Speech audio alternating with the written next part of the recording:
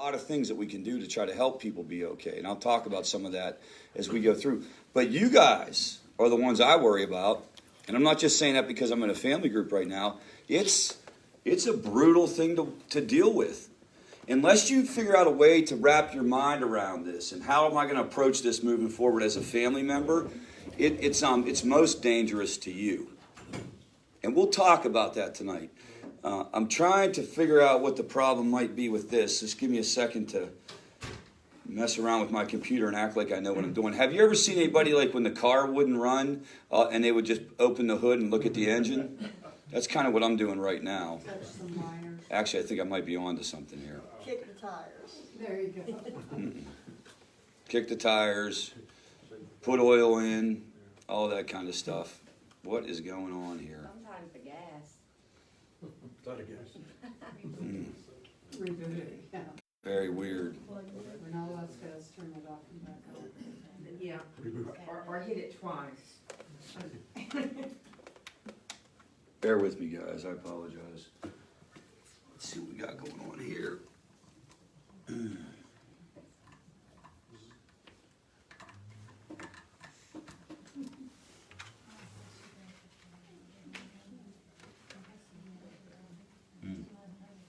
Might have to wing it. Anything happening yet? Nope. No. The computer is on. Anything happening? Nope. No.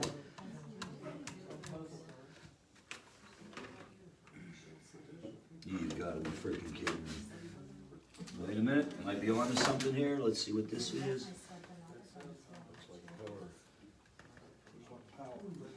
I got something going on that needs to be plugged in somewhere.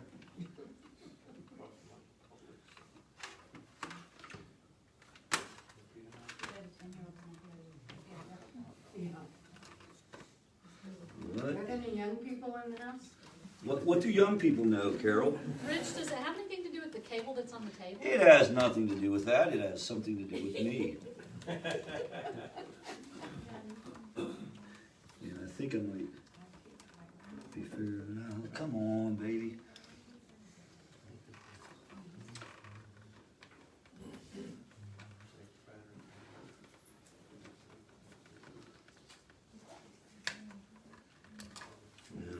I think it's broken, guys. I think this thing over here broke. Yeah, I can tell. Switch on. Let's see. No, I see this thing right here. Right there? Mhm. Some witchery. Is it on? Power's on this. Yeah, that's not it. It's this one. Thanks for checking the power. Start with the obvious. Turn that on. We're going to go without it here in a second. Let me just...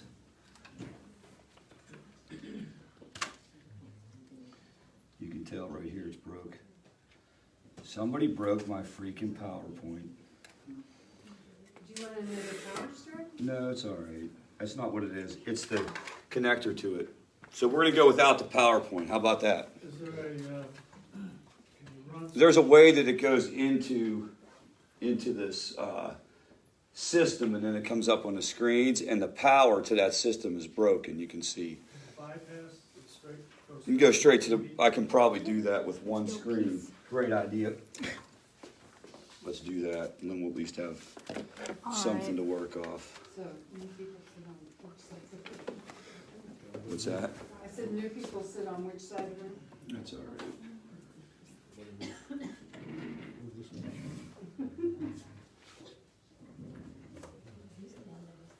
And if this doesn't work, Yay! what's this mean? How am I supposed to do there?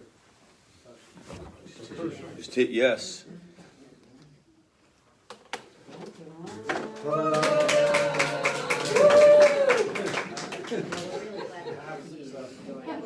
Man, that was ridiculous. Ridiculous. All right, so I'm going to go over some stuff.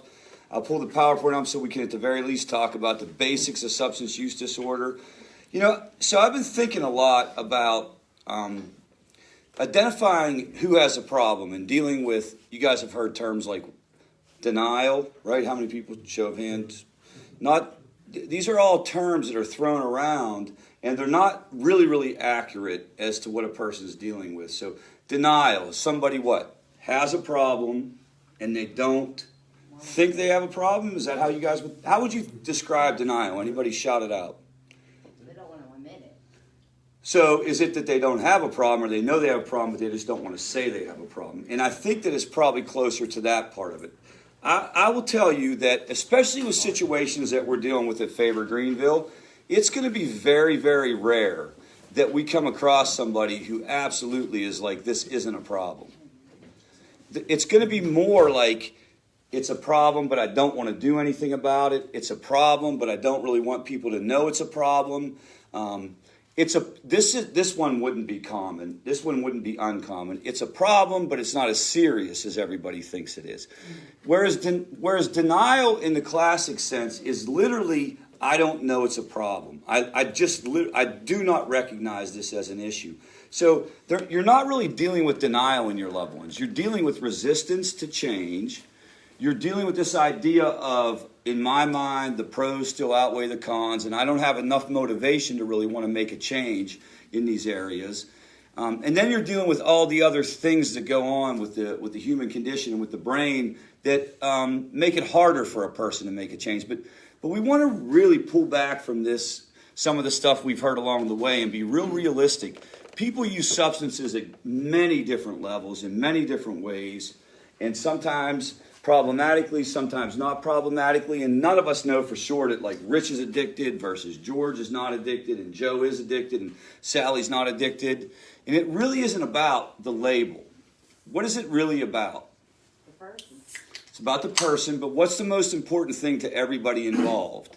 Can you be okay? Can you get better? Are you going to live? Are you going to start to make better decisions? And then by extension, how is this impacting the family and impacting relationships?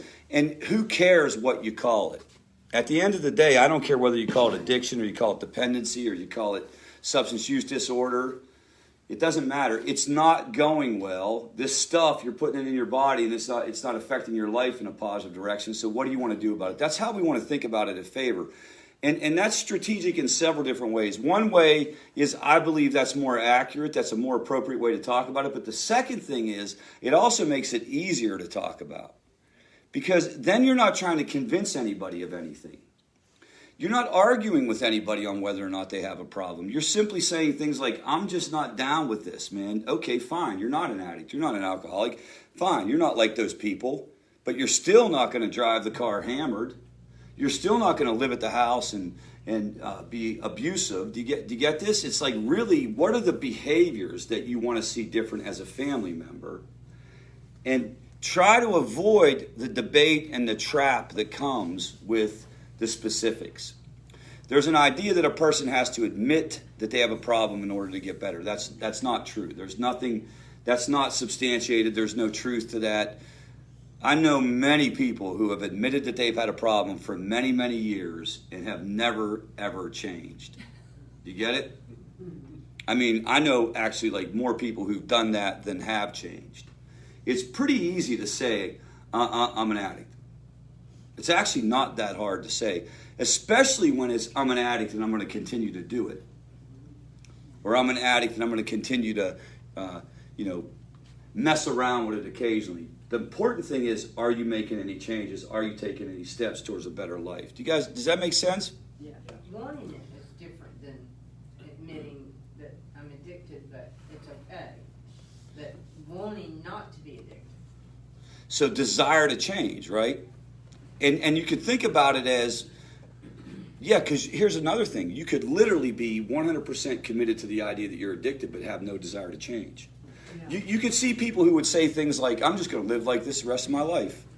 Now, what's interesting is, I believe once you start talking even to those people, especially if you're talking to them like one-on-one in counseling or coaching, you'll see that they don't actually quite believe that. They do want to change at some level.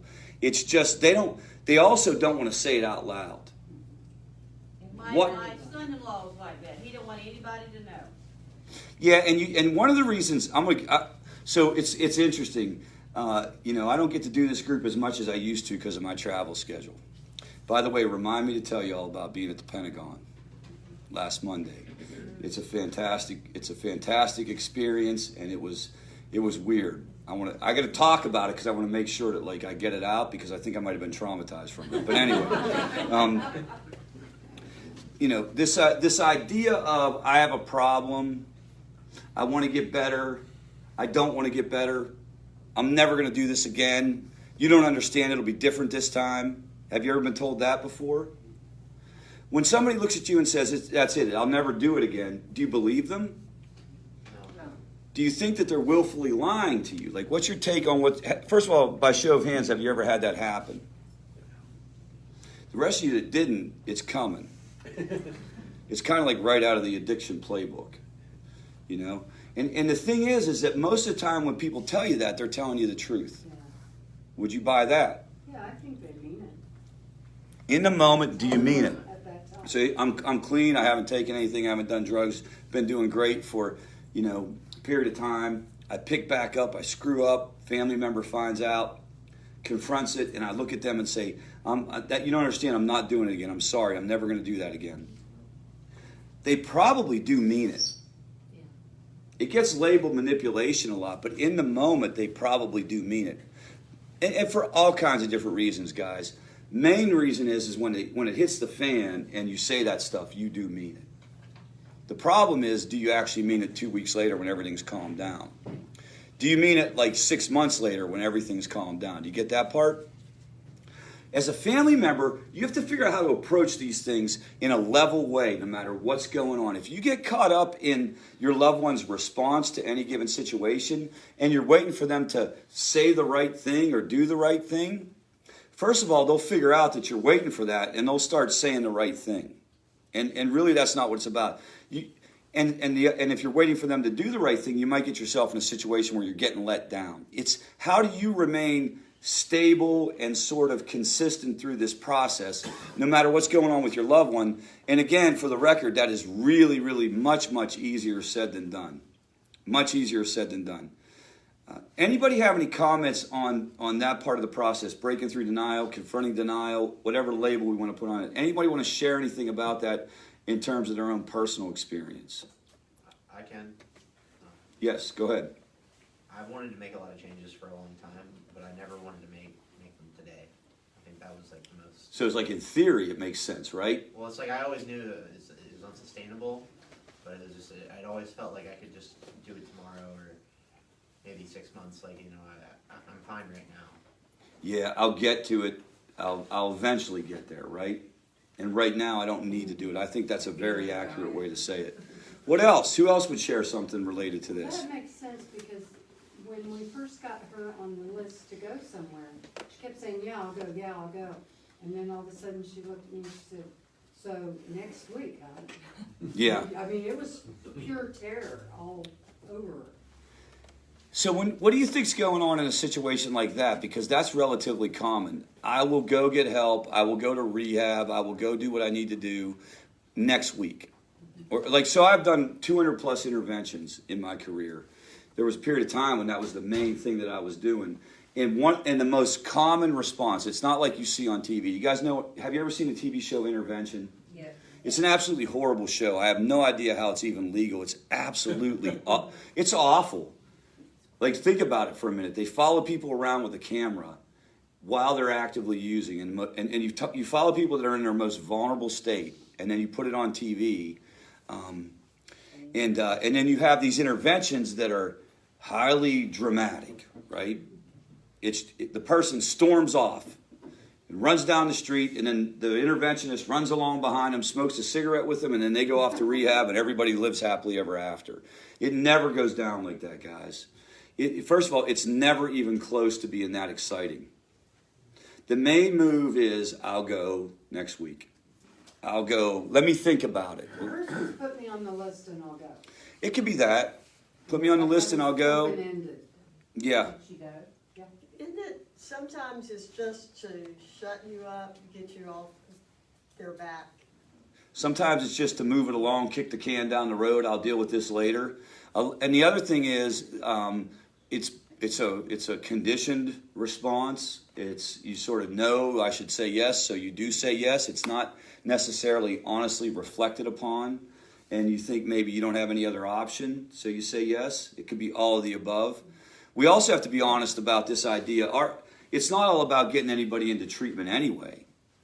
It's really about how does the family adjust to this very difficult circumstance that you're going to have to deal with for a while.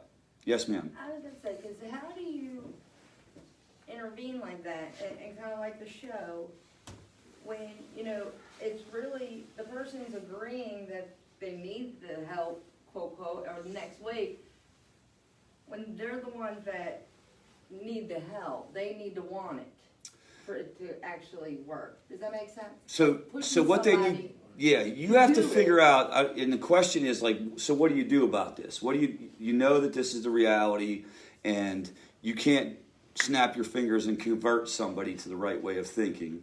Or make them. But make them may be the wrong way to say it. You can't make them, but you can create conditions Okay. that increase the likelihood that they're going to seek help, and it's usually because you can identify some things that you can do different. I don't like the word enabling. I don't like to label people enablers. I don't like to talk about you're a codependent or you're not a codependent. It has nothing to do with it. But most people in any given relationship, you could even take addiction off the table, to be honest with you. In any given relationship, there could be things that are going on that you don't like about the relationship, and then you ask yourself, what can I change? Is there anything that I can do different? Sometimes when you ask that question, family members say there's nothing I can do. Many times, though, when they start looking at it, they start to say, well, you know what, we could make adjustments here. I think I'll talk about this, but if I don't get to it, let's go on the record. There are two ways to influence somebody toward change. One is financial. If you're paying for something, you can always talk about, you have a legitimate argument that goes something like this. I don't know anybody's personal situation, but you have a legitimate argument that goes, if I'm paying for your tuition, if I'm paying for your rent, if I'm allowing you to live in our house and you're continuing to like smoke crack cocaine or do whatever, I'm no longer going to do that. You're going to have to go. Like that type of stuff. Financial leverage.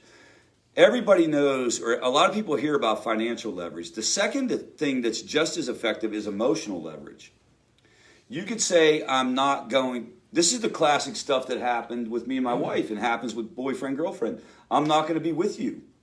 Like I have no financial control over you. I'm not going to be with you if you're using. Do you get the difference there? That is an emotional leverage. It has nothing to do with money. Moms will do this sometimes with kids. Usually, for whatever reason, when I've witnessed it, it's been sons a lot, I've noticed. Where moms will be like, I just can't interact with you anymore or talk to you anymore because you're breaking my heart. Every time I get off the phone, I cry for 2 weeks, so I'm going to have to step off. That's called emotional leverage. You can sometimes, what's that? Guilt. Guilt? Use guilt. Yeah, there you go. You could try that. No, that's what the emotional leverage sounds like. Yeah. Like, Well, it's a good comment. Let me talk about it for a minute. I'll get right to you, ma'am. Oh, Go ahead. What's your question? I was just gonna say, from a situation I've seen, somebody's willing to go, but they don't want it to affect, they don't want it to affect their job, or if they go somewhere for a long period of time, then that could financially impact them or their perception. It's a great question. You have also got to remember that there are legitimate barriers to, especially going away somewhere. And at Favor Greenville, we encourage people to be honest about that and to take that into account. And you might not be able to go off because of reason A, B, C, or D. And some people would say, well, that's an excuse. We don't necessarily, it could be an excuse, but it also could be legit. We have like 2 parents on our Yeah. paying for, you know, so it's like, What if there's also the reality that most people do not get recovery via rehab. Overwhelmingly, they don't. Only about 13% would say that rehab had anything to do with their recovery. That means 87% found it another way, right? And what we do know is that there are some common things that increase the likelihood that a person's going to get recovery. The first thing is they quit getting high, right? That sounds like an incredibly obvious part of the formula, but at Favor Greenville, we do not require you to quit getting high to get involved in our program. you can be coming here and still not sure you want to quit. Because we want you to come and start talking about it. But for the record, it's going to work a little bit better if you're not getting high. So that's the first thing. Right? Yeah. Second thing, some factors that are just very, very common in recovery. You quit hanging out at the same places where you were buying drugs. You quit, if you're a drinker, you quit hanging out and you're trying not to drink. You quit hanging out at the bar every week. In the rooms, they call that people, places, and things. And you change what's called environmental triggers. That makes all kind of sense. When I got into recovery, that was the only thing that anybody said to me that made any sense. So I'm strung out like a research monkey on these opioids, right? I don't even know what withdrawal is called. I'm sick all the time. I'm panicked over these pills all the time. Drinking too much, doing other things on the side. Really, though, these opioids have taken over my life. And I'm just terrified. And I wind up landing in this recovery group, 12-step recovery group. And they say all these things to me. And the only thing that made sense was don't hang out in places where drugs are being used with people that are using drugs. If you're trying to quit, what would be an analogy to that? If you're on a diet, don't go hang out in our freaking kitchen where they have like powdered donuts everywhere and zingers everywhere. And by the way, Carolyn, I know you had a zinger here last week. I didn't eat that thing, I want to let you know. Nope, I'm giving them up. I'm done with these things. But she's a pusher. An enabler. Just during Christmas. It's not an enabler, she's a pusher. She brings them in. She's like, the first one's free, Rich. The first one's free. So this idea of what? Put it down. That's the best way to start. Second thing, don't go places where you can be tempted. Don't hang out with people who are going to try to like get you to do it. That makes all kind of sense. Another thing that we know is if you're in groups or if you're around other people trying to do who are involved in a common goal, you tend to do better. That also goes beyond substances. So in our case, what is that? Recovery groups, 12-step groups, favor groups, group therapy sessions, that kind of thing. Yes? So they say to you, hypothetically, but he's a really good friend of mine, and we could be just friends now. So it's not a matter of arguing. People will say that. And it is, I got to tell you, there is nothing more difficult than making the change around friends. And what I would say is that most people won't do it right away. You get that? Especially young people. I used to run a rehab in Pennsylvania. It was for adolescents. It was called Outside In. And, these kids, it was all adolescent boys. And basically, like we would say, make new friends. Make new friends. And then we would do these exit interviews when people were leaving. And I was the clinical director, so I would sit down and say, tell me about your experience here. And one kid said, Mr. Jones, can I tell you something? And I said, yeah, sure. He said, that thing that you tell us to do to make friends, that's stupid. And I was like, he was leaving that day. That's why he said it. Carolyn's like, how did he say that to you? Because if it was a regular day, I'd have smashed him, Carolyn. I'm too tough for that. Yeah, I'm bringing her. I'm just kidding, guys. I would not do that. So at any rate, he says, this thing with friends, you go make friends. That's what he said to me. You go make friends. Tell me how I'm supposed to do that. Am I supposed to go to the mall and walk up to people and be like, hey, my name's Bill. I just left rehab. I'm looking for some new friends. Or how about this? I'll go to meetings and I'll hang out with people there, but that's pretty freaking weird. I'm 17, 18 years old, and you want me hanging with the 63-year-old dude who's going to come pick me up every night and take me to... My mom thinks he's molesting me. Like, there's a reality to this that's common sense. It is going to be very difficult. Now, what's the age cutoff? I'm not sure what the age cutoff when it gets exceedingly difficult. Probably 30 and under, right? Or 26 and under, 25 and under. The younger you are, the more common it is to have a very important peer group. How does a family deal with that? Well, first of all, I'll throw it out to you guys. What do you guys think about that? How do you this situation you're talking about? He's just a friend. She's just a friend. And what do you do about that? Anybody have any thoughts? you try to discourage it, but clearly you do that, but I don't know how far you can go with the discouraging. You got to be careful. The other part of it is, and there's no right or wrong answer to this. You want to discourage it, but you want to be careful because you could get into a situation where you turn it into a debate where you're actually almost making it worse, kind of like pushing the person toward the person. It's a dance. It's a bit of a dance. What age group are we talking? Just Well, we're talking 20s. okay. Yeah, it's very hard. If you're older, it gets easier. Yeah, no doubt. If you're older, it gets easier. And part of it is lifestyle, right? So if you're my age, my lifestyle should be one where I'm not running around doing that. If you're 21, your lifestyle is more, it's more socially appropriate to be out running around. Do you get that, Carolyn? And so the problem is, how do you get, as a person gets older, it gets easier to do this. How do you get older, though, and keep moving forward and not have something terribly tragic happen, quite frankly, or not even, if it isn't even something physically, what we also don't want you to go to jail. We don't want you to do irreparable things as you're growing up and trying to get through this. And in today's world, it's more dangerous than ever to have these growing pains. But let's get real. It's a heck of a lot easier for me to make a change at the age of 30 than it would be 30 with 3 kids, right? It was very appropriate for me to go in on a Friday night and go to bed.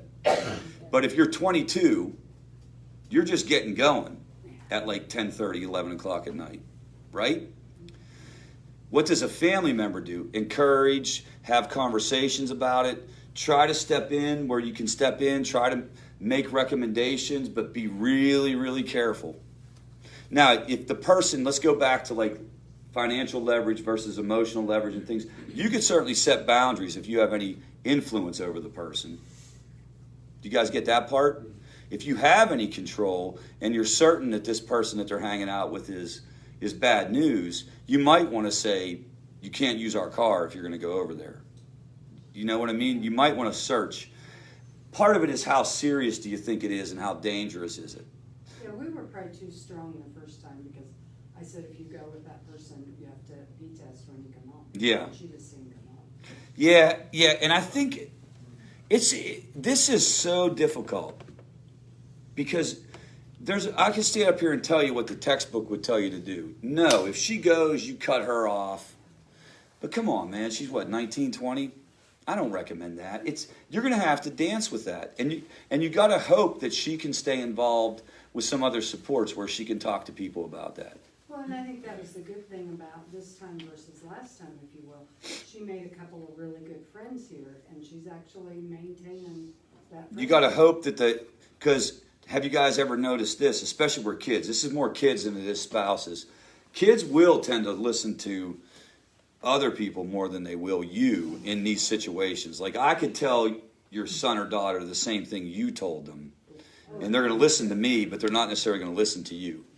You know what I mean? So can you work that part of the system too, and can you get people involved? What other comments about the second thing around people, places, and things? Third thing is groups. Yes? I have a question. I struggle with trying to discern which is a better option, if it is to have the addicted youth just stay in a place that I know has a very supportive network of healthcare providers versus giving that child an opportunity to break free and go somewhere else where there is maybe 1 or 2 people that might be very supportive, but it's a totally different geographic location. Yeah. So geographic solutions come up a lot for younger people too. And the theory there is, first of all, younger people have the ability to go places more than older people. They don't have a career, they don't have a family, they can get out and get out of Dodge. And then the idea would be, if I'm in Aspen, Colorado, I'm not going to run into my friends from Greenville. Right. There's a lot of other factors associated with that. A lot of this is individualized. I will tell you that you will see a default recommendation for young people to get out of Dodge. I don't think of it that way. I personally don't think of it that way. I think that it's very much an individualized situation. If I had somebody that was motivated to do that, I'd be like, absolutely. Let's get it done. I have an opinion that in general, all treatment should be local. And the reason is that eventually you got to come out of the bubble. and it would be better if I can get you integrated into the recovery community where you're living. Now, that said, if you're 22 years old and you're going to go reinvent your life in Los Angeles, go do it. You know, I would caution you though. I don't know what you're dealing with, what age group. Be careful, man. The whole like get them on a plane now. Have you ever had, the whole like Facebook marketing ridiculousness where you got a person on there saying, call now for help, and then you call, get them on a plane now, they're going to die if they don't get help. Do not rush people off to California and Florida. It's always like a destination rehab spot. Isn't it weird how nobody's going to Anchorage, Alaska for rehab? It's always, the beach. The beach and really beautiful places, and get them on, and then you get there, and it's like yoga on the beach. There's no beach, right? There's no yoga. It's an apartment building with a licensed clinic next door. And then it may or may not go well, but now they're 3,000 miles away. So I would caution people, be super selective on where you go if you're getting them out of town. Yes. It seems to me that, at least with the situation with my daughter, that just a geographical disconnect of like 45 miles seems to have an effect. It can, absolutely, yeah. I mean, not the heck with 3,000 miles Yeah. away, but just that change, I don't know how long it's going to last, but it has diminished. Sometimes people, bumping into people. And a lot of people will say that even if you get out of Dodge, even if it's like right up the road, it gives you a chance to reinvent yourself. And the psychology of it is, I'm in a new place, I'm going to be a new person. I think a lot of this has to do with age, though, right? And we have to be honest. The younger that you are, the tougher this is going to be. Mary Kay? Even, I agree with what he said, but even not so much just for them to get away, but if they are away, if they are out of their hometown, and if it's 30 miles away, whatever, it gives the whole entire family a break, because eventually people will stop talking about them. It kind of just frees them up. Feels like it takes the pressure off a lot of ways. Yeah. That's a good point. They get out of town, they're, out of sight, out of mind. All your friends at church aren't talking about Yeah, your kids. nobody's, they might have- Ultimately, it shouldn't. I get that. Totally agree with that.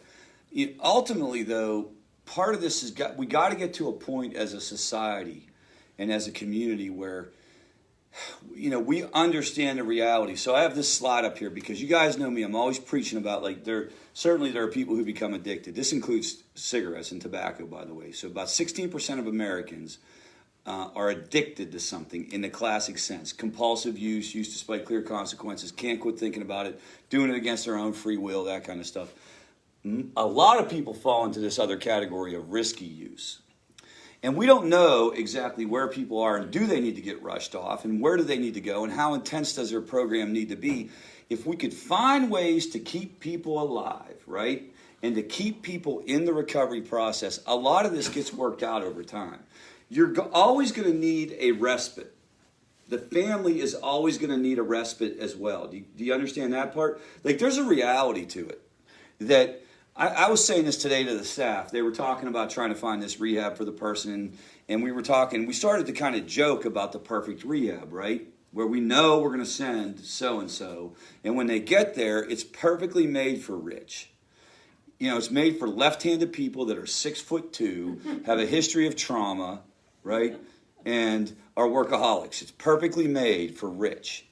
And he's going to go in, he's going to come in the entrance, and he's going to leave the exit, and he's going to be good forever. That's how we want it to be. But it's not like that. So I think that we just need to be more honest about the rehab industry. And really it should go like this. Instead of the commercial saying, send your loved one before they die, it should be something like this. Hey, moms and dads, it's Rich. I just wanted to give you a shout out about our new program. We don't really do much here, but send your loved one here. We're going to lock them in that building over there so you can sleep for the next 30 days. And we're only going to charge you half as much as they were going to charge you for their psychologist and their psychiatrist and their co-occurring disorder trauma. You get where I'm going? It's jail. Well, okay, there you go. It's called jail. And it's free. 6 days, it was free. I mean, there's, and I'm not suggesting that nobody needs to go get treatment, not at all. There are very profound issues that people need to work through. But there are many times when people wind up in treatment, mainly because stuff is so out of control, and we just got to get you in a box for a minute. And I'm not even talking about going to rehab and getting away, 30 miles away. You can just get out of where you live, find some support. You don't have to be an inpatient, find some meetings, find whatever it is. But, give yourself a space, kind of that clean slate. It doesn't. You can do that. You can also do it, but you absolutely can do that. But I also want to tell you, you can do it while you're 100% integrated into your life and you don't leave anywhere. But doesn't that help them to get their brain clear?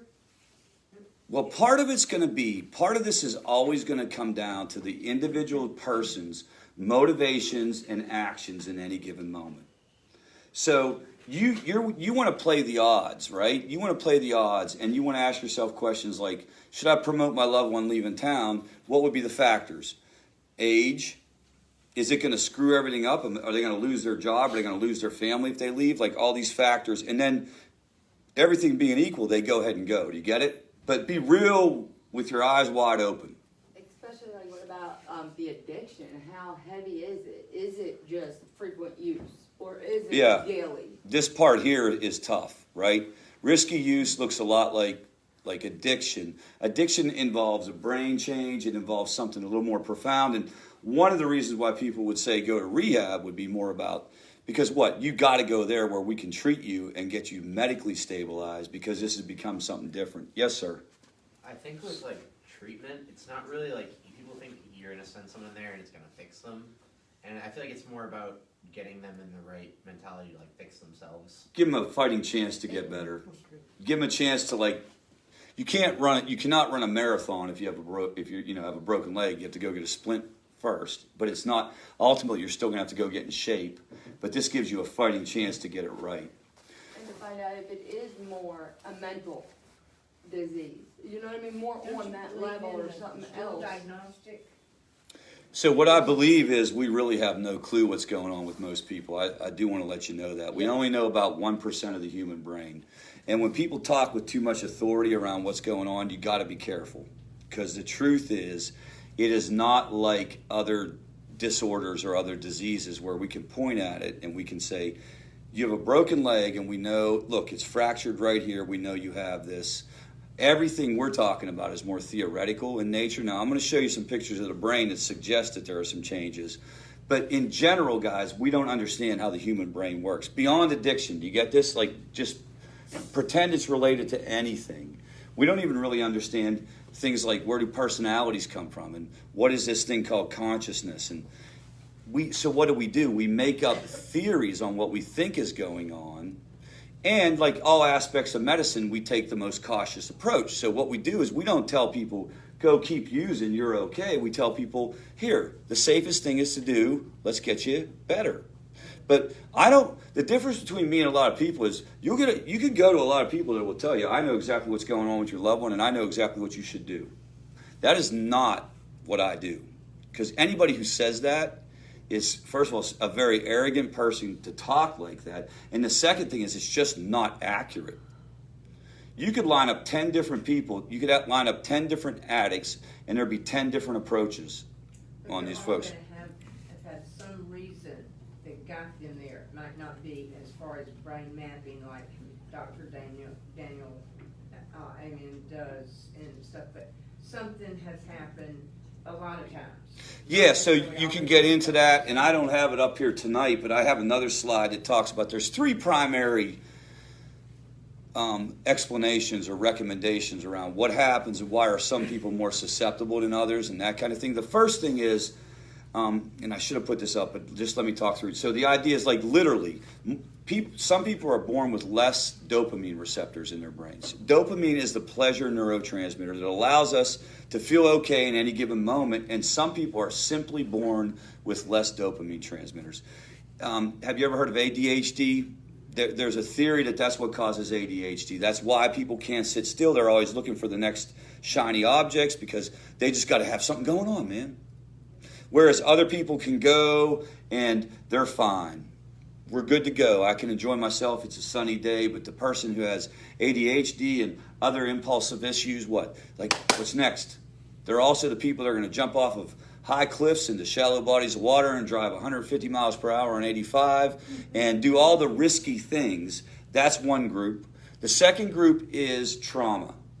So early trauma, or really any trauma. The other thing about trauma is don't get caught up only in the big ones that you hear about. It's beyond sexual abuse, physical abuse, or neglect. It can also be things like bullying in school has been connected to this stuff. Anything that creates what's called toxic stress or exposure to toxic stress can contribute to it. And then the third would be co-occurring anxiety and depression and things like that. It's called reward potential. If you get a bigger payoff for using the substance, you're more likely to become addicted. So if I'm depressed and the only time I feel okay is when I'm taking cocaine, Instant gratification. well, it's a relief. And now I feel I get this payoff that makes me say, I want to go do that again. I want to go do that again. Now, for the record, anybody doing anything long enough can become addicted. And the number one predictor is the age of first use. Hands down, the number one predictor that will tell you whether or not a person gets in a jam is how old are they when they start using on a regular basis. And if we can get people to even wait until they're 18, quite frankly, you really, really increase the likelihood. It's just, I started when I was 14. I wouldn't say I was doing it all the time when I was 14, but certainly by 15 it was a semi-regular thing. 16 it was regular, every weekend, right? I'm only 16 years old. My brain isn't even completely formed yet. My brain doesn't form until I'm 21. Some people say 24. And so I'm flooding my brain with these chemicals, and I'm putting all this stuff in my body. That's the biggest risk factor. Simply what happens is my brain overcorrects and stops producing dopamine because I should have been waiting. One of the things we should consider doing as a country is to lower the drinking age to 18. Because then you could have realistic conversations with your kids. Because right now it's like, wait till you're 21. And you're like, I'm going to college next year. I'm gonna go fight a war. Okay, you know what I mean? Like 18 would even make a difference. The average age, if you talk to people in treatment centers, the average age of regular use for people in treatment centers is 14. So you're going to see this in other areas, guys. This is being discussed. You might think this is off topic a little bit, but have you ever heard of midget football? Do you know what I mean by that? Midget, do they call it that here? That's what it was. Pee-wee football. You know, it's this side, because midget football would be politically incorrect right now, right? So, height challenged football. You're a little kid playing football with full pads. And that is also going to go away because of the same thing. Your brain is not formed. Have you ever, if you have kids, have you ever seen the transformation whenever the brain kind of shuts off a little bit and it comes back at age 21 or 22? Is that before they know everything or after they know everything? Well, it's like, walk in a room, forget why you're in a room, that kind of stuff. And it's just a natural part of the process. From an evolutionary standpoint, this existed because it pushed the human race forward. We needed some people to go out of the cave. And so you had this phenomenon where, like, adolescents, young adults were risk takers. What's that? Stupid teenagers. Stupid teenagers had to go out of the cave and get stomped on by a mammoth. And somebody had to, though. You got to have risk takers. Now, the question is, does this change, or is this changing? Because what's interesting is, I don't know if you've read some of the stuff. People are staying at home longer than ever. And teens, believe it or not, teens and young adults are taking less risks. It's very misunderstood. They're using less drugs than ever, guys. There's less drug use collectively in our society. The problem is the things that are being used are more dangerous. Do you guys get this?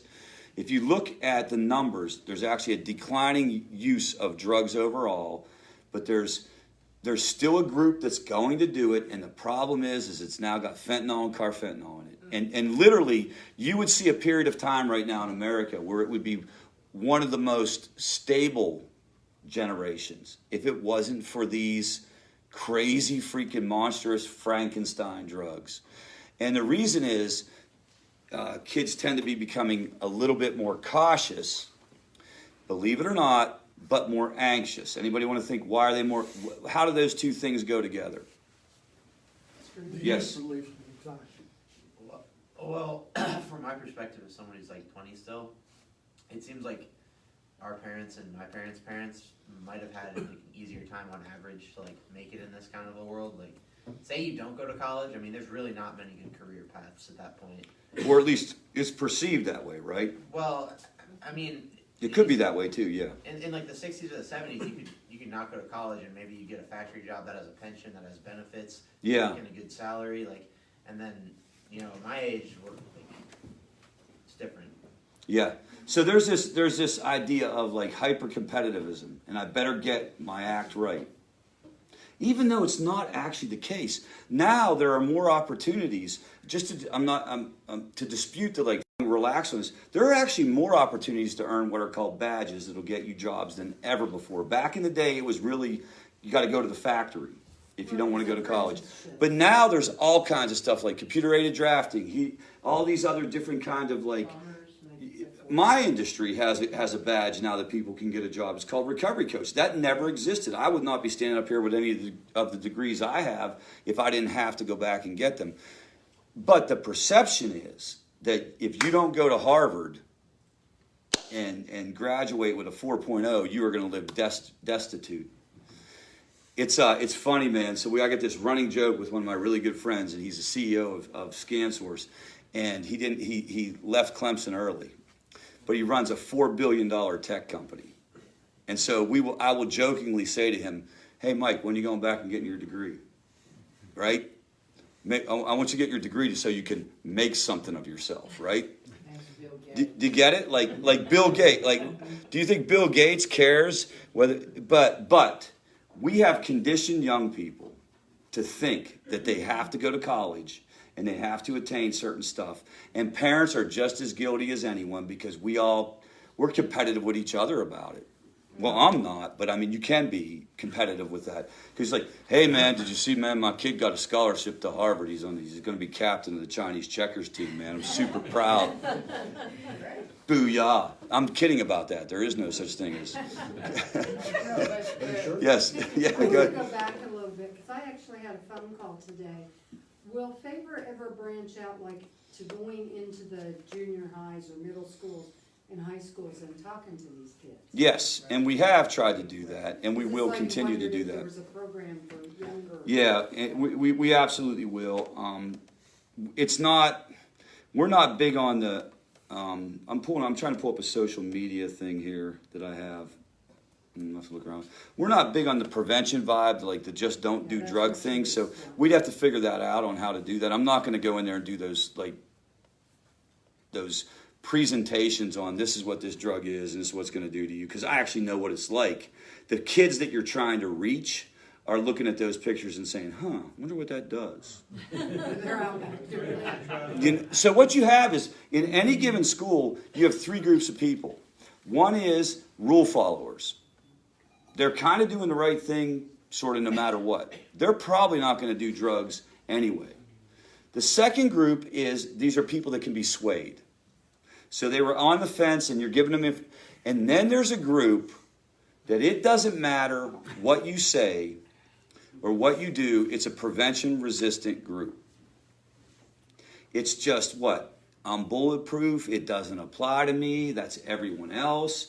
Or the other side, back to your earlier point around who's vulnerable, this idea of impulsivity. Have you ever known anybody who's like a leap before you look type person? Yeah. It's a personality trait. Would you guys agree? And would I you? think it's inherited. It could be inherited. Would you agree, though, also that it could be a good personality? And how could that be a good, useful personality trait in certain areas?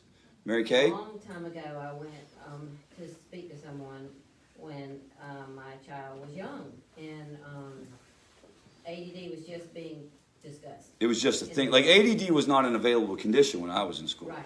It was called BAD. And they Get it? They talked about it, but they said, it's a good thing, and it's going to get worse before it gets better. However, our world needs people like this, because we need air traffic controllers, ambulance drivers, people who can make really quick, smart decisions and think on their feet. And, so those personalities are really good in those types of positions. Yeah. So that shed a good light on it. So, and I think I'm a very good example of this. I was not going to follow the book. And if you look at like what we've done here, for the record, what's going on at Favor Greenville, and you could make an argument that we are the top organization in the nation in this area, according to what the federal government has said, is because I didn't follow the book. Do you get it? And so you do need people who are going to take chances and are risk tolerant, but those people are more vulnerable to this downside. Just like you need people who aren't going to do that.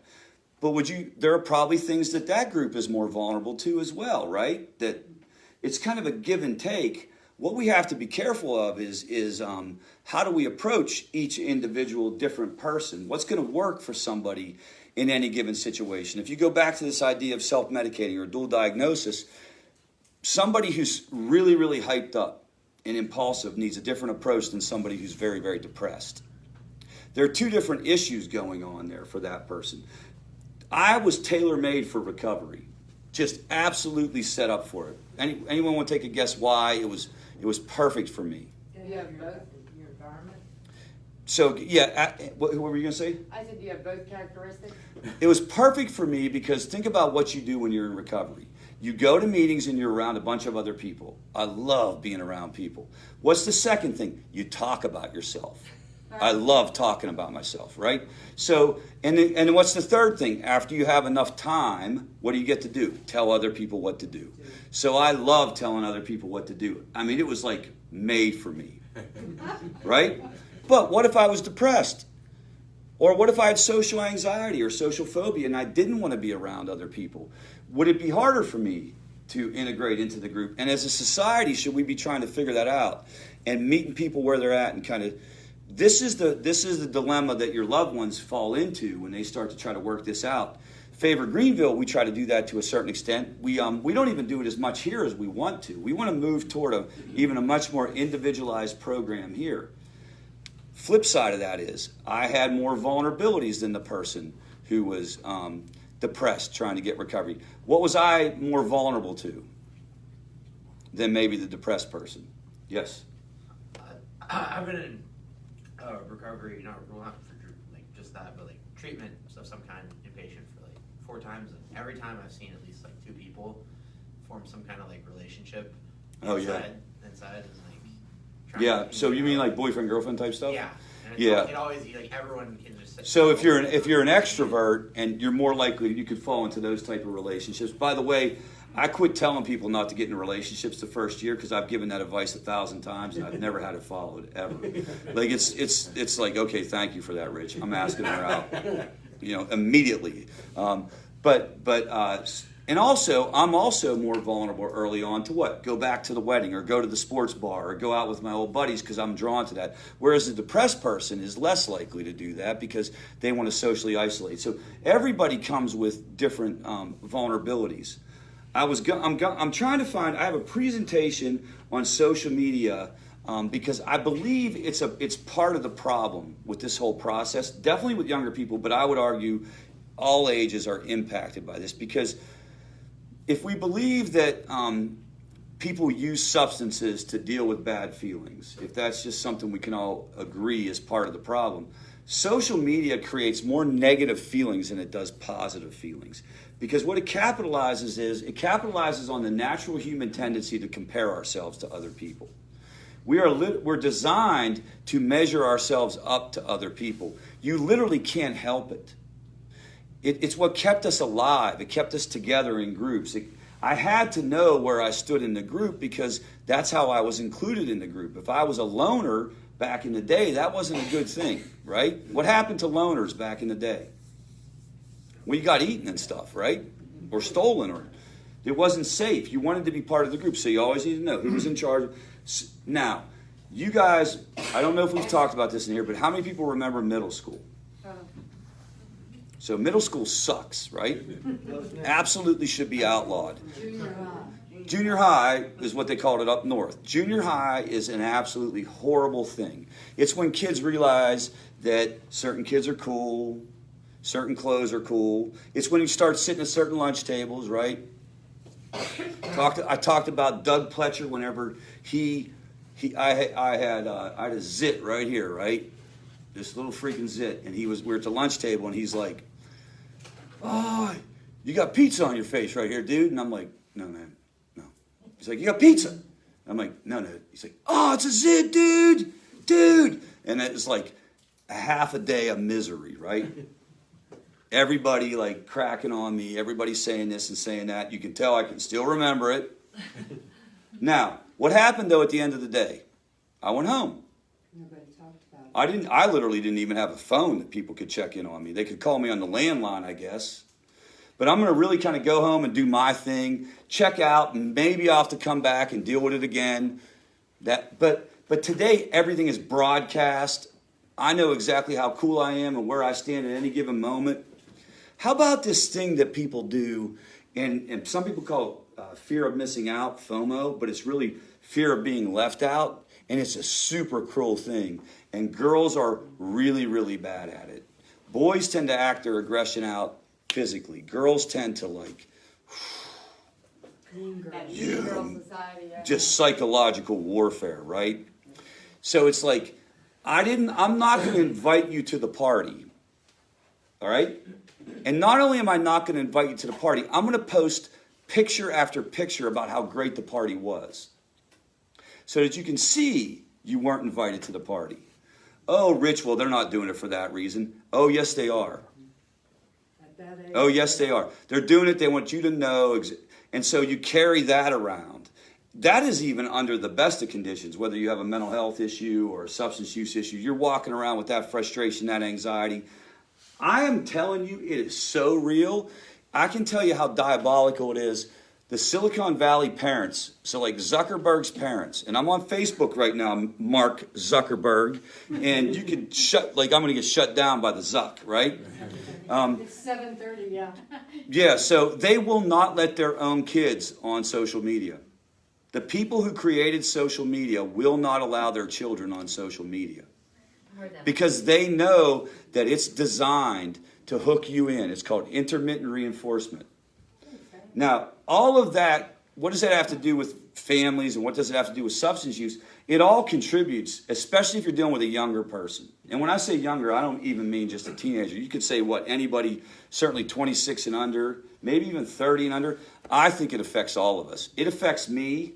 I don't really care what's going on with anybody in terms of their, like whether I got invited to the party or not. But if I'm on Facebook and I see some dude spoke at like a national conference and it wasn't me, I'll be like, that dude's an idiot. What is going, like, it'll bother me professionally. I can't imagine how it would bother me if I was a teenager. So this doesn't mean we have to give excuses for things. What it means is we have got to acknowledge that there are very real, I don't want to keep using your term around dual diagnosis, but I can't think of a better, there are very real confounding factors to all of this. And it's not as simple as just get over it, man. And it's very different and it's very problematic if it's wives dealing with husbands, husbands dealing with wives. That's one dynamic. And then you have parents dealing with kids. That's a whole nother dynamic. When you have spouses dealing with this, you'll tend to see that some of the answers come clear. They become a little bit easier to get to. My wife put it this way, heck of a lot easier to divorce you, Rich, than it would have been Nathan. When my son was, you know what I mean? So it's this idea of what we were taught about kick them out, set boundaries, detachment. It was really formed in a husband-wife kind of situation. So we got to remember when we say that in a cavalier manner, it's not going to feel the same for the parents. For parents, it's going to be much, much harder to set these boundaries. And that's not because you're an enabler or you're codependent. It's just a reality. Especially moms, every female mammal on the planet is hardwired to protect their young. Go get between a grizzly bear and her cubs. And while she's eating your face, tell her that she's codependent. That she should let these cubs kind of like figure this out on her own, right? So we have everything that's going on leading up to it. I'll see if I can pull up a picture of the brain and we can talk about what happens when it actually changes. I have so many like PowerPoints. You have to bear with me, guys. So this is as close as we can get to the true X-ray surrounding substance use. Now, remember when I showed you the graph and we had the red section? You guys remember that? That's the red section. This is a neurotransmitter called dopamine. Dopamine is what allows you to feel pleasure and contentment. And it goes from being a heavy party, having a good time, to compulsive use, to use despite clear consequences whenever your brain makes this shift. And it's the production of dopamine that goes away. Your brain overcompensates for you flooding it. And as you flood it, it backs it off. And once this happens, things do get weird, man. I remember when this goes down, right? It wasn't like on Tuesday everything was cool and on Wednesday all of a sudden this was my experience. But I know the period of time when things went from I'm having a good time, most of the time it's just fun, maybe I'm getting out of control, yeah, maybe I shouldn't have done that last night, I was drinking and driving, that was a bad idea, to what? I'm thinking about it all day. I'm chasing, especially these opioids, the same way you would if you were like 5 days without food. I'm not weighing it out. It's not a devil on the shoulder, angel on the shoulder. How do I make a decision? It's I got to go get this. So when I'm like blowing my wife off, or I'm stealing pills off my mom, or all this other like stuff that I did that I shouldn't have done, it's not as even. It's not like I'm thinking about, should I do this to my mom? Should I not do this to my mom? Do you guys get it? It's not like that at all. It's not like I love my mom, I don't love my mom.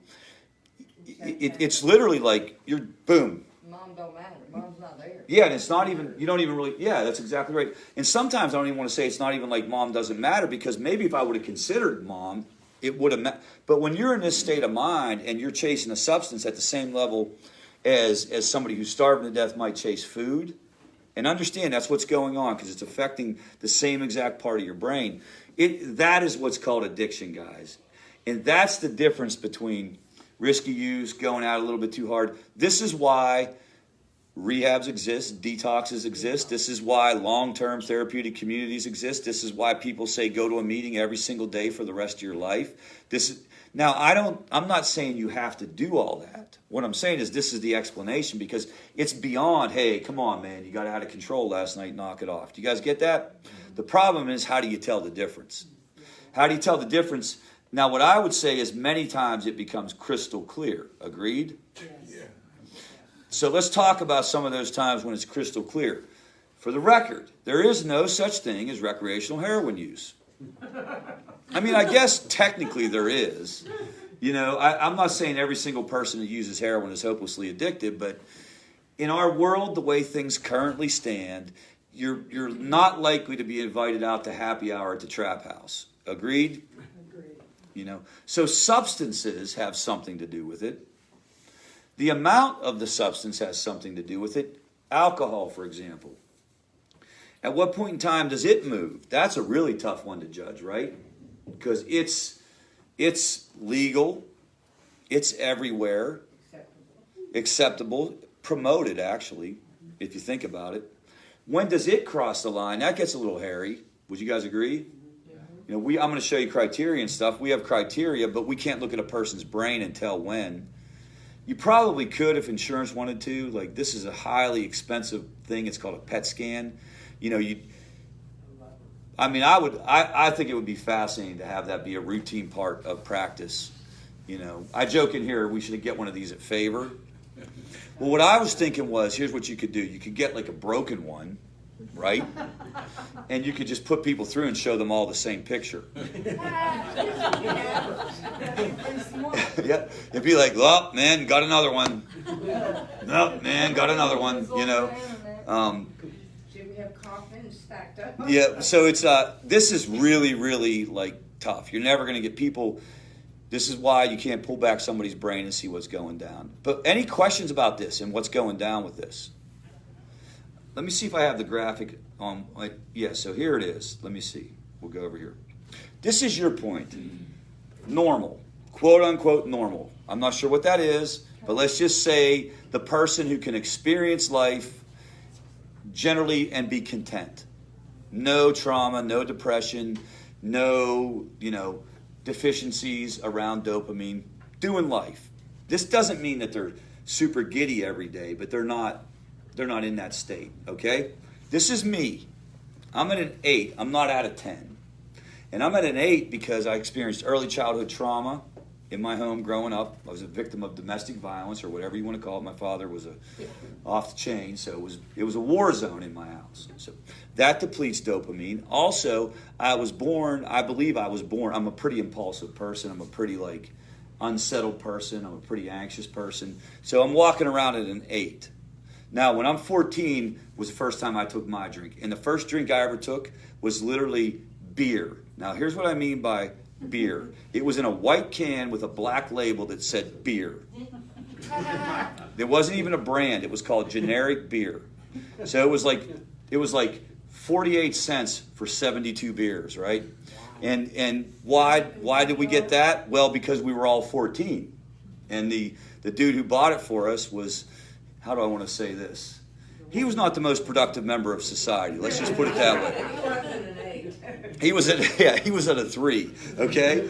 Well, now this doesn't happen, and I fall in love with it. But when I drink this alcohol and it hits my system, it takes me above a 10. I don't know this, but it floods my brain with dopamine, and that's what all of these substances do. And actually, to tell you the truth, it's also what sugar does. It's also what internet pornography does. It's also what gambling does.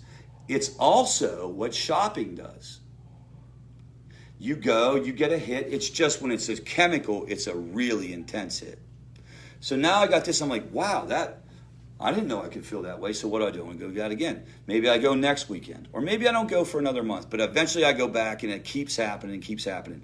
Now, the brain says that's not good. This is too much dopamine. That is not healthy. So back it off. So now when I don't have it, I'm only at a 6. Do you guys see what's happening? It's turning the faucet off. Now when I do it, I can only get to a 12, but it's still working.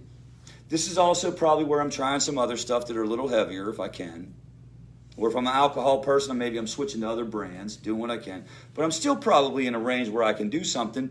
But this is still too much for my brain. Now, here's the problem. Nobody can tell you when that happens. Do you get that? Do you think they're looking backwards? I couldn't even tell you what the range was, Carolyn, to be honest with you. The only thing I could tell you definitive in my journey was opioids. I can tell you that when I left that emergency room with 120 Darvocet that day, that it was like love at first sight and it was game over. And that was when the world changed with me. I think I would have drank for a lot longer. You know what I mean? Because it wasn't as definitive. That's another thing. Understand that substances are different, and substances hit people differently. There are people who would take an opioid that would hate it. My wife doesn't like the way it makes them feel. When I take it, it's like euphoria. It's like game on. There are some people who love stimulants. There are some people who love marijuana. There are some people who love benzodiazepines. Apparently out there are some people who love huffing things. Did you know that dusters and huffing stuff and dusters and paint is used at a higher level than than benzodiazepines recreationally? It's a very popular drug, by the way. You said people were taking hand sanitizer. Yeah, well, hand sanitizer is about the alcohol. Okay. Yeah.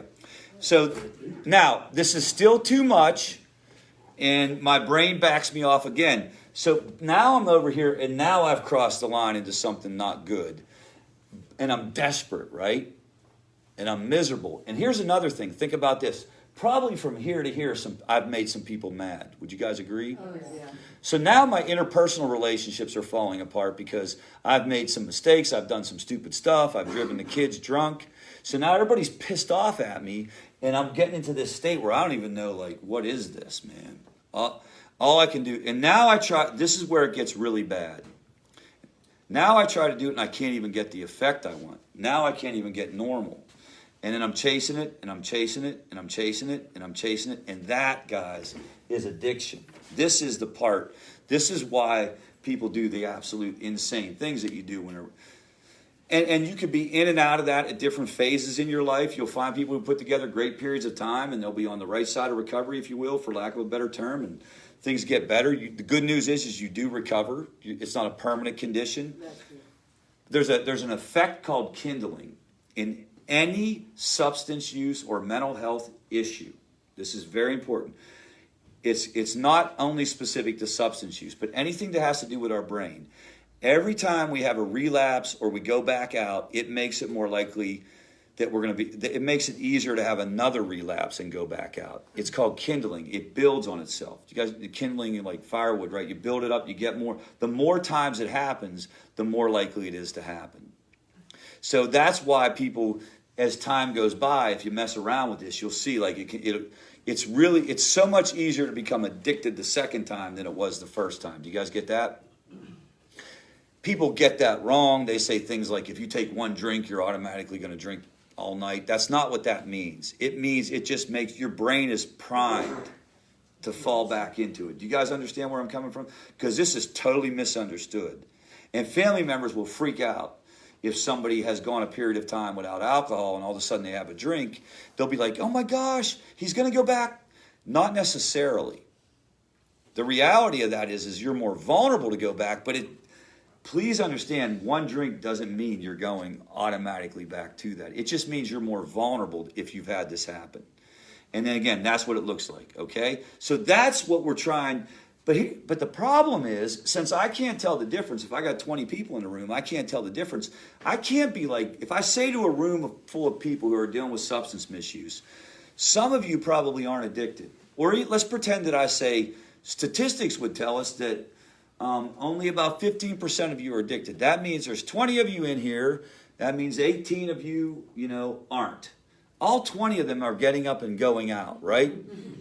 Nobody's going to stick around and do this recovery stuff. At least that's what we've been told. And this is something that I'm personally wrestling with right now. I wrestle with the approach that I've been taught to take with people in recovery. Because I feel like the most responsible thing for me to do would to be honest with them and tell them, we actually don't know which ones are you. And so let's talk about what you want to do and how you're going to handle it. Rather than almost like a scared straight tactic. Every single person who's in recovery, if they drink again, they're going to go back to using crack cocaine. If they drink one drink, they're going to drink 100 drinks. That is just not true. The more honest answer is, the only way you're going to be okay is what? Is if you're not doing this stuff. That's the only way that we're going to make sure that you're going to be okay. And how can I help you be okay? What can I do? And then you start to get evidence from a lot of people that there is no way for them to do it, because why? If they have the problem repetitively. Do you get this? So let's pretend if it happens once, okay. If it happens twice, okay. If you're in your 15th rehab, we're pretty sure what's going on here. If you've been dealing with this as a family member for 20 years, 25 years, 30 years, like the jury might be in. Do you guys get it? If you're dealing with a 22-year-old and this just started getting kicked off, you don't need to tell them this, but you need to understand, like, there's a lot of distance between this and a final verdict. And the only advice is be careful that you don't paint with too broad a brush, and be careful that you don't throw the towel in. Do you guys get it? And you don't want to go 0 to 60 on every single. It's like what we're doing right now with the coronavirus. Seriously, it's not like that this could be a problem that might be we need to do something about it. It's literally like we are all dead. And it's all coming for us. There was another outbreak and we don't want to overreact to these situations. We want to take a measured approach and be like, okay, Bill, you went back out, let's get you back in. Can you get them involved with their support group? Can they be talking to a sponsor? Can they be talking to a therapist? So you guys don't have to field all those conversations. But this is what's happening. This is the actual change. This is what the world calls addiction. Technically, in the medical literature, it's not called addiction. It's called substance use disorder severe. But this is what they're talking about. What questions do you have about that? Yes, ma'am. So when the graph that you showed earlier, it gets less and less each time, but it can be built back up. Yeah, it goes back the other way. Yep. I think I have a slide in here about this. Heal? What's that? It can heal? You heal, absolutely. It's not, that's the good news. Here, it goes the other way. Here's the other way. So this is the other way. This is once you stop using, you're down here, and every 30 days or so, and I'm making up the timeline. Don't quote me on the timeline, but 30 days go by, you feel a little bit better. 60 days go by, you feel a little bit better, so on and so forth. What's interesting is you still have to deal with this deficit. You're still, like, you're back to where you were, but I'm still a freaking real hyped up wacko on most days. Don't forget the Pentagon. Oh, the Pentagon. Oh, I can't talk about it on Facebook. I'm going to turn it off, man. It's super secret information. Zuck's on. All right. And this is what that looks like going the other way. Okay? This is 10 days. This is a person who, what it should look like. This is 10 days in recovery. This is 100 days in recovery. Okay? Very encouraging. Oh, absolutely. That's really good news. Like, the really good news is this isn't a permanent condition. That's why some people argue that it's a, like, some people will argue about it being a disease because they'll say things like, well, as soon as you stop doing it, you're going to be okay. And that's not the case with cancer or something like that. Now, you guys know that you can dig down into that and you can deconstruct that argument pretty quick because almost every single disease has something to do with what you're putting in your body. But this is really, like, it is not a permanent condition. Now, I will tell you certain substances take a lot longer than others, and the longer that you've been doing it, the harder it is to make a comeback. And the really good news for young people is that they can pretty much bounce back really, really quickly. The really bad news is they can bounce back really, really quickly, and that means they think they're invincible. Or they don't have a problem. Or I'm okay. Look, Mom, what are you talking about? This is no big deal. Yeah, and then you got to, like, how do you work them in and get them motivated? Hey, you guys know what happens as you get older. Like, everything gets harder to bounce back from. Yeah. You know, ice cream at night affects me the way alcohol used to. I wake up with a hangover if I had a bowl of vanilla ice cream. You know, and back in the day, I could just plow through everything, just keep going, keep going, keep going. So young people bounce back quickly. Their brain heals. But the problem is that makes it's kind of like, well, okay, cool. That was just a break. I'm going to go back and do that again. And remember, when you're young, you are literally, this isn't because your kids are bad kids or whatever. You're totally programmed to be invincible. Do you guys get that? You're programmed to, and some people are a little more cautious than others, but for the most part, that's the period of time when you do all the stuff that you later on don't talk about, right? Except me. I was very straight-laced and well-behaved. All right. Except for that beard. So now I will tell you guys about the Pentagon real quick. We were invited, and this is like something we're super proud of at Favor Greenville. We were invited to go to, technically it was called the Defense. I really don't know if I am allowed to talk